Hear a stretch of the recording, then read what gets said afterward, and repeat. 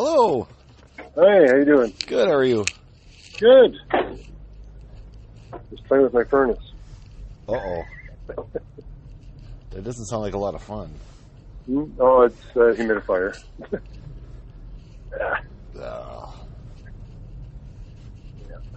Yeah. So, topic for today? Do you want to maybe talk about the show? Sure. Sure, definitely. So, what do you think of the show? What did I think of the show? Yeah.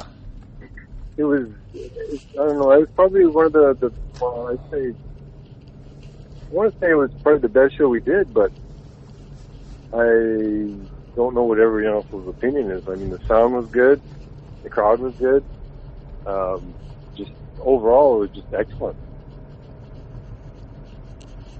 Yeah. How about you? I think performance-wise, I know it was my best one. Alex was spot on. Oli was feeling it, like there was less stuff there. I mean, and you're always good. But how did you feel? What's that? Go ahead. But I was. Were you? How are you feeling with the stage size? Did you have enough room to be you up there? Because you're a big tall guy. That was my biggest concern through the whole thing. Alex is like a little guy, and he can jump around and still do all his moves, all his stage moves. But did you feel cramped at all? No, it was a decent. No, it wasn't a dance floor by any means, but I'd say it was probably about the same amount as. What was the first place we went?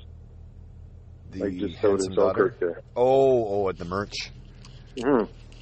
I guess it was about as much. Oh, yeah. It was about the room as there, I guess. Yeah, probably. Yeah, they'd be about right. Yeah. The only thing I thought lacking was because we didn't have that room, I was trying to get out of the way so you could interact with Oli more, because I really love the interactions between you and Oli. Yeah, you know what? I don't know if that stage was big enough for that. As it was when I went over to Alex on that first song, yeah, there wasn't a whole lot of room. So when you're coming back, you're gonna have to look around and not just kind of swing over and just take you out. Or you can't look cool going back to your spot on the stage, because you're like, oh, okay, okay, watch Sean's head, go watch the amp, watch the microphone stands, okay, yeah, okay, and I'm back in. When you're tiptoeing on eggshells, it's that or just try and do it a little more elegantly, like the moonwalk or something. Go back to your side of the stage, but yeah, no, it was good. I mean, I had never been there before, so that was a whole new thing for me. Yep. So same as when we were at the Pyramid. At the Pyramid, I had never been there prior to this year when we were playing there. So yeah.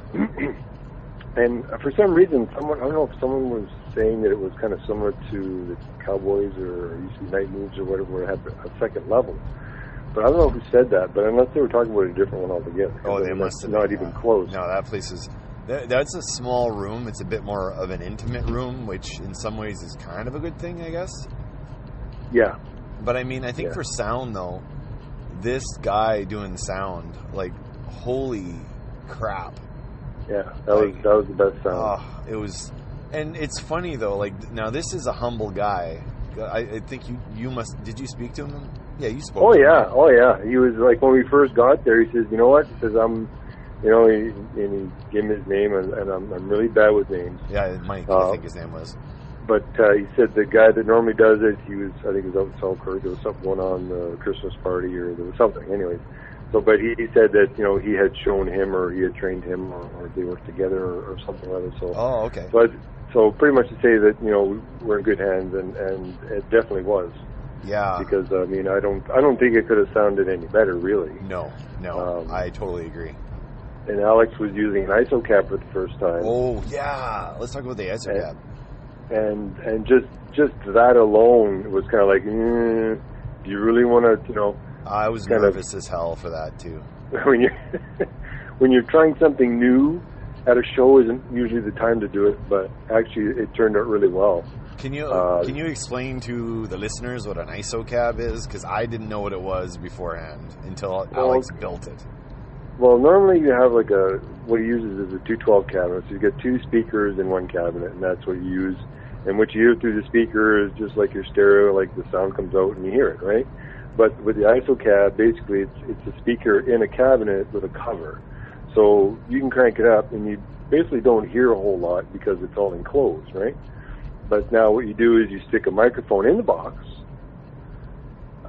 and then from the microphone, the cable goes to the front mixer, and then from there, he can, bring it out onto Alex's and my monitors, and in the house where everybody can hear it in the bar, right? Yeah.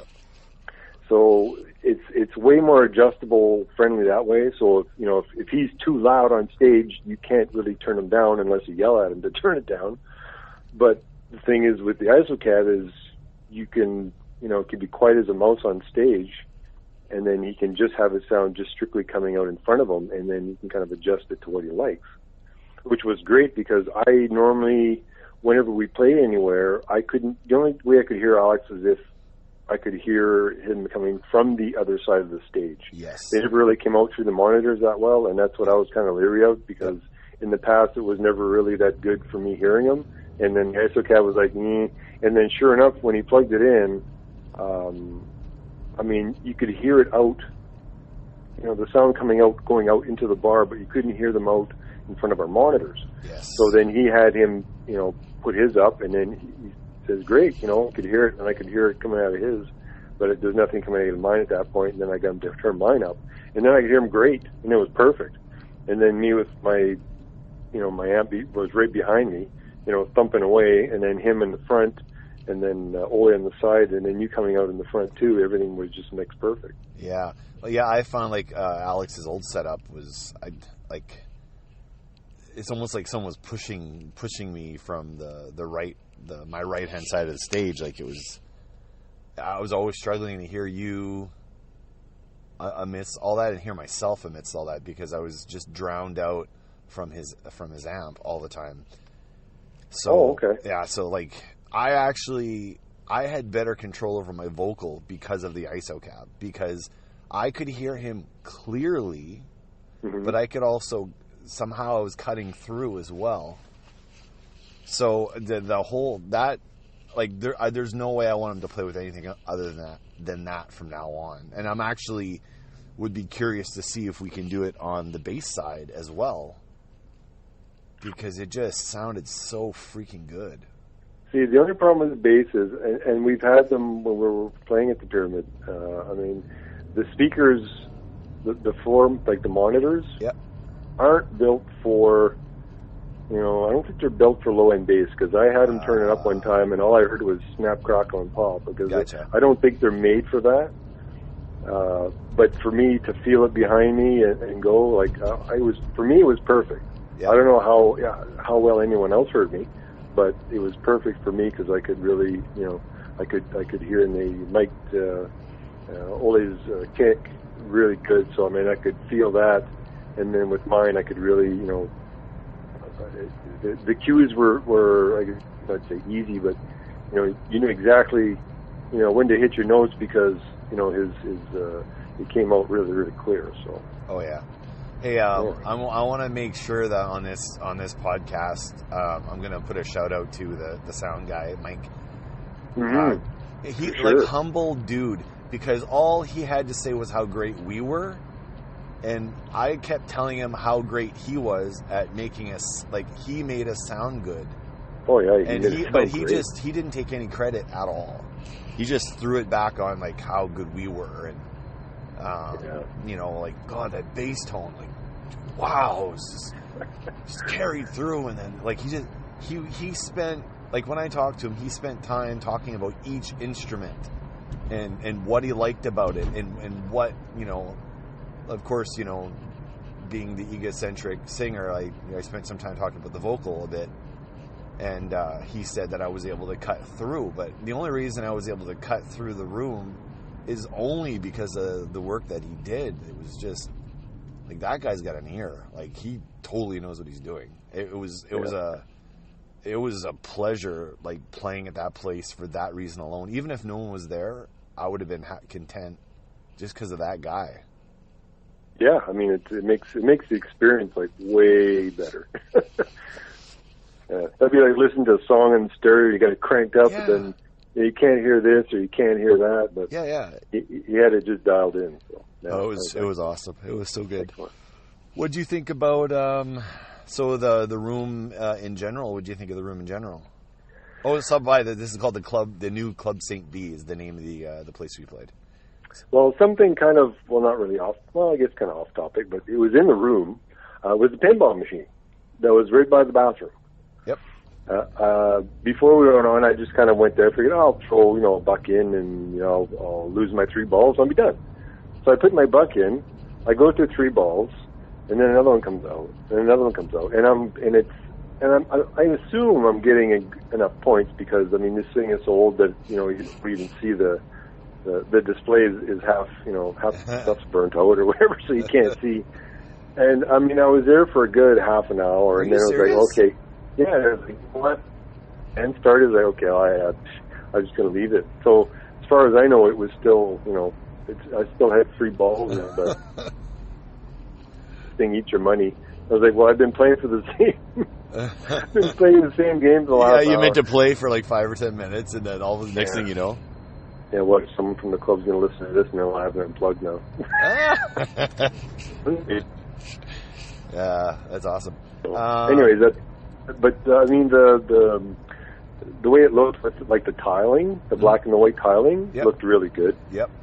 The dance floor wasn't huge. It was, it was a decent size, and it was lit up well. Yeah. Yeah, the lights were good there. I did like the lights. The whole place was nice. They had the 2 pool tables on one side. They had another pool table on the back. They had the couches there. And it looks like they got regulars too, like in terms of the crowd, like people that just come there like every week. Yeah, the crowd was good. You got you have everybody, all the bands are there, and then you have the other people that came in, and it was really good. And even the people we played with were great too. We talked to all of them. They were excellent bunch of people. Like, it was just so down to earth. It's just amazing that it's just great overall, I guess. Yeah, it was a magical night. I think a lot of things worked in terms of everything, not just our band, but just us and who we played with. It was almost like one of those. It's New Year's Eve. This is the last big bang before the holidays, type of thing. So everybody just kind of played their hearts out, and I don't know. I don't think we'll be playing until the new year again. But so that was probably our last hurrah for the year. But what a way to go! Yeah, it was good. Yeah. I did want to talk about the bands a little bit too. So you and I, at the very least, didn't know anything about these bands going in. No.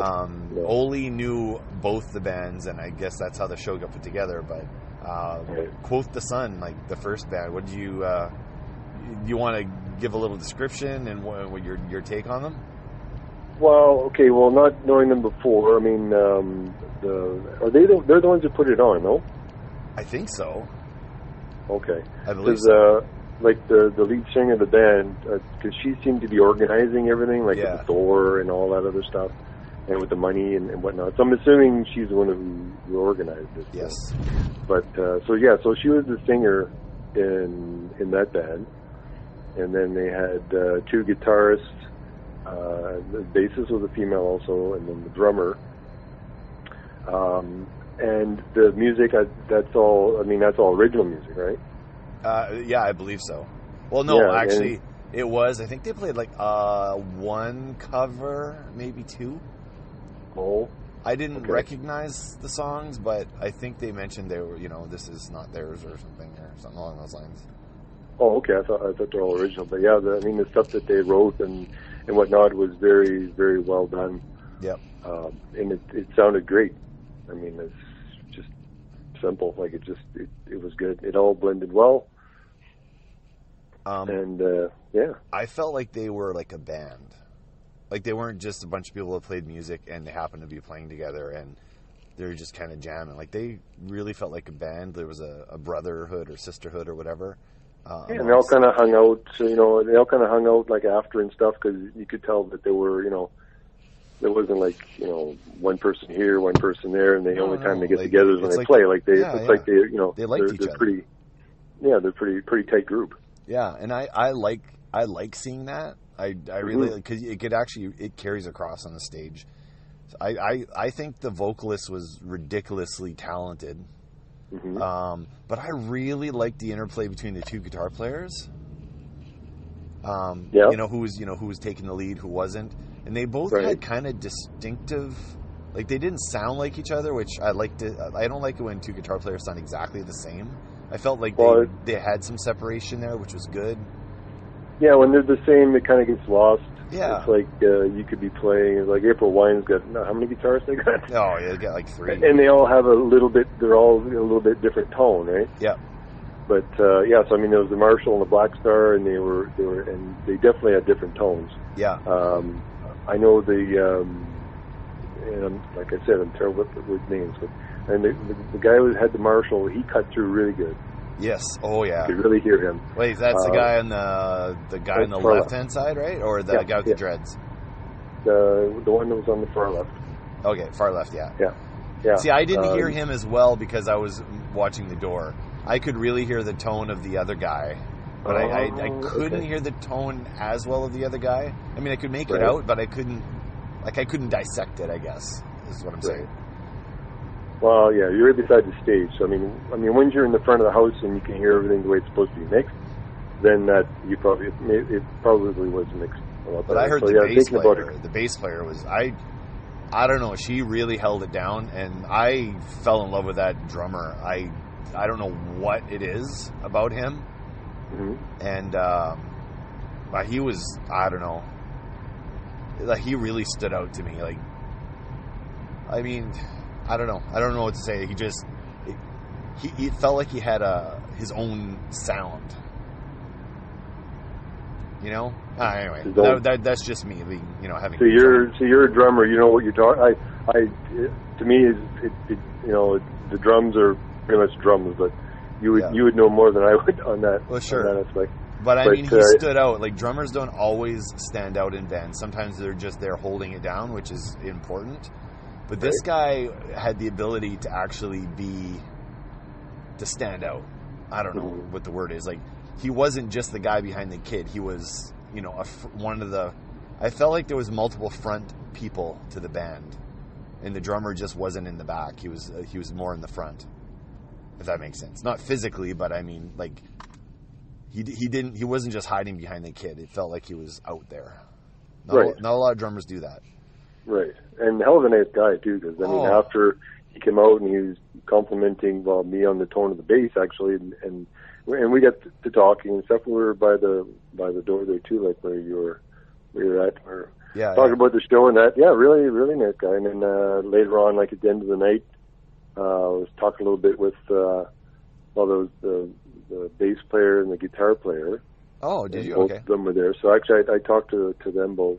And I was asking, because the bass that she had was a 5-string bass. So yeah, that's right. Yeah, so I was asking, like, did you start off with a 5-string? Because that's kind of like, because I've been, when you watch these videos and stuff of people playing basses, and one guy was talking about, 5 and 4-string and stuff, and he had said that usually it's not a progression. It's not like you go to 4, and then when you get proficient enough, then you go to 5. It's either 4 or 5. It's just one of those things where you're because you probably have to hold it differently, you mute it differently, and then you have extra strings, so things wider, so you have to kind of adjust, the whole thing. And she was saying that I guess her neck, was kind of warped on there, so she, like the low end, she couldn't really bring it through because it was buzzing quite a bit. And I guess because the more strings you have, the more chances are your neck's going to twist. Yeah. And I never really took that into account, but Yeah, and the other guitar player, he's got some wicked dreads. Yeah, that's pretty cool. That's pretty cool. Looks really good up on stage. You know what? They looked good on stage. Yeah. They had an image. Like, that's why I say, like, they were like a real band. It wasn't just a camaraderie, but they all had a presence on stage. It wasn't. I don't feel anyone upstaged anyone else. Like, it really felt like. Definitely a group effort. Yeah. No one. Yeah. Yeah, it really felt that way. Which I don't like bands as much where it's just all about one person. I really like the band, and it really felt like a band, and like they were all like, I can't compliment everybody in that band good enough. Like, I went home, and then I guess the next morning when I got up, I was looking after the kids, and I went and listened to everything they had on YouTube like right away, right, and liked everything, and I did. It was pretty cool. 5 minutes away from home, so let's talk about the headliner. Okay.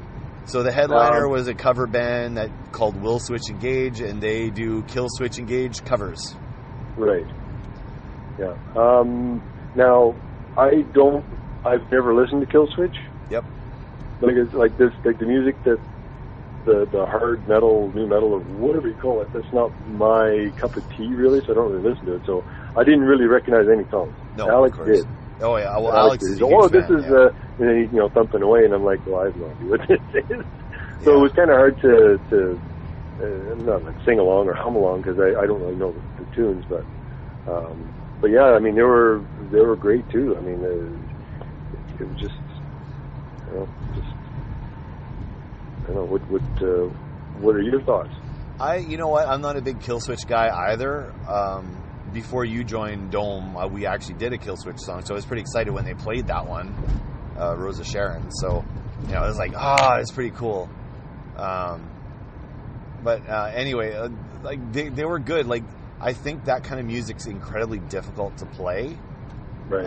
And when I get a chance to hang out with Kevin, who's the guitar player on, if you're facing the stage, the guy on the left, the bald guy, really nice guy, actually way more talented than seeing him in this band would identify, but he can play all kinds of music, and he's a really, really talented dude.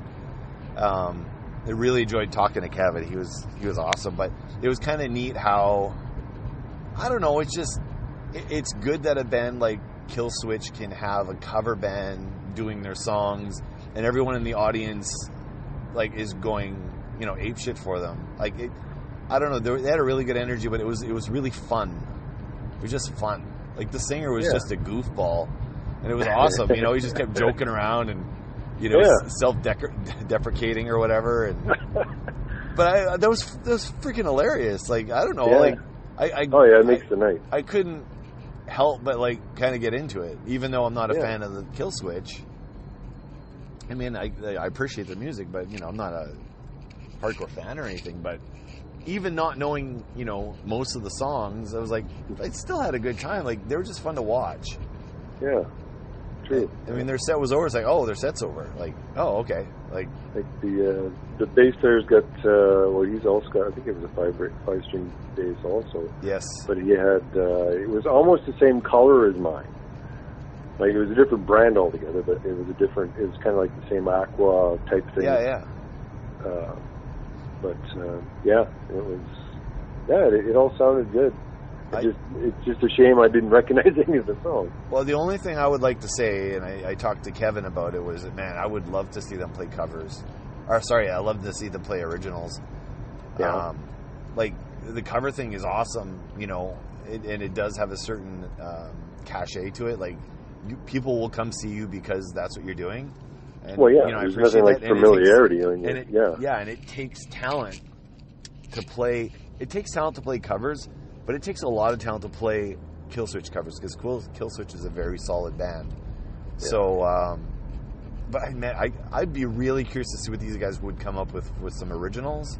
Like, I'd really, really like to see that. So, I mean, will they do that? Yeah, maybe in another incarnation of the band or whatever. But, even if they threw like a non-cover in the set or something, I think that'd be really cool. But yeah, they were just a hoot. They're a hoot and nice, super nice guys. Like I spoke to the singer at length. Oh yeah, super nice guy. That's what I mean. Like both bands. I mean, all the people in there were just great. I mean, I talked to almost everyone. And the drummer for the band, that guy made me laugh. He was just he's the kind of guy that kind of knows everybody and kind of ingratiates himself with everyone. Like he's very big on hey, hi, just. I like that. Like, he's just like, like we're in bands and we're in the scene and I need to know who you are. Like, he's the first guy that friended me outside the show on Facebook. And it's like, that's just who this guy is. He's like, he loves what he's doing. It's very apparent. Right. And he actually hurt his foot too. And he was playing with, I guess a sprained ankle or whatever. I mean, pretty impressive doing double kick with a sprained ankle, but... Anyway, like, yeah, is this is the tattoo artist guy? Yeah. I guess he's a tattoo artist. I didn't even realize until I went on his page after. Yeah, I saw the skulls in that, and I figured, hey, shit, I should have showed him my tattoo and see if he could add on to it. Yeah, he's like a compassionate guy. He seems to care about everyone. It seems like that kind of guy, which is cool in my book. Yeah, but, for sure. Yeah, I don't know. It was like, I don't know. I just felt like we were hanging out with brothers and sisters, It was just cool. Hopefully it wasn't appropriate, but I don't know, like, I think I gave a hug to one of the guys or whatever. It just felt like the right thing to do. Like, everyone was just kind of in love with each other. It was like, we did really good. We're all proud of what we all accomplished. And, it just really turned out really well. So it's like the farewell tour. Well, yeah, it was farewell to 2017. Yeah, but it was cool. Sure. Like, am I gonna go see these bands again? Yep. Are we gonna play with either one? I would do it. Mm-hmm. So yeah. So anyway, I am at home and Sylvie's client's already here. So I'm gonna sign off. I'm gonna run in, go kiss and hug my kids. And we'll see you on the flip side, Todd. I'm going to try to put this one up Saturday. I have another one before this I should put up, but this is kind of a bit more timely. So it is the 6th today, so we'll see this on the 9th, I guess. Mm-hmm. And I'll put it up then. All right, then. Awesome. We shall talk to you later. Okay, we'll talk to you later. All right. Okay. Later. Bye. See ya.